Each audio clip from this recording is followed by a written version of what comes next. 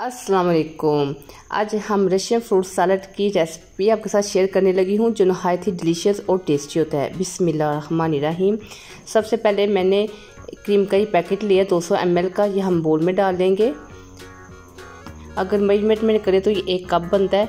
1 cup cream शामिल करने के बाद अब हम इसमें 1 कप ही मायोनीज़ डाल लेंगे। जितनी मिकदार में आप क्रीम लें उतनी मिकदार में आप इसमें मायोनीज़ डाल लें।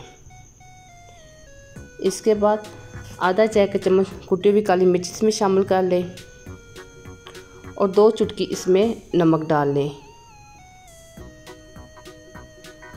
अब इसमें 2 खाने के चम्मच आई शुगर डालेंगे। अगर आपके पास आई शुगर नहीं तो घर में जो नॉर्मल चीनी होती है वो भी आप इसमें डाल सकते हैं। ये चीज़ें इसमें डालने के बाद अच्छी तरह से मिक्सिंग कर लें ताकि जो हमने इसमें चीज़ें डाली हैं वो मायोनीज़ और क्रीम अच्छी तरह से मिक्स हो जाए।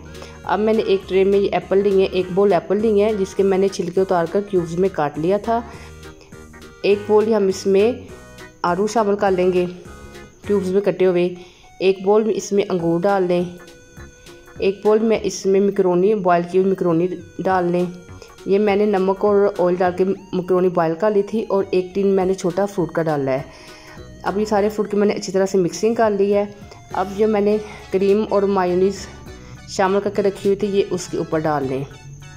ये सारी अच्छी तरह से इसके ऊपर डालने के बाद इसकी अच्छी तरह से मिक्सिंग कर लेंगे ताकि जो हमारे फ्रूट है वो क्रीम और मायोनीज़ में अच्छी तरह से मिक्स हो जाएं।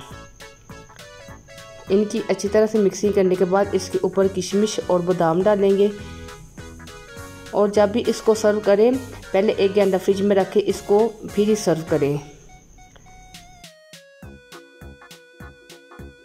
कोई भी पार्टी हो, इवेंट हो या कोई आपके घर फंक्शन हो तो इसको ज़रूर ट्राई कीजिएगा। और मेरी वीडियो देखने के लिए थैंक यू।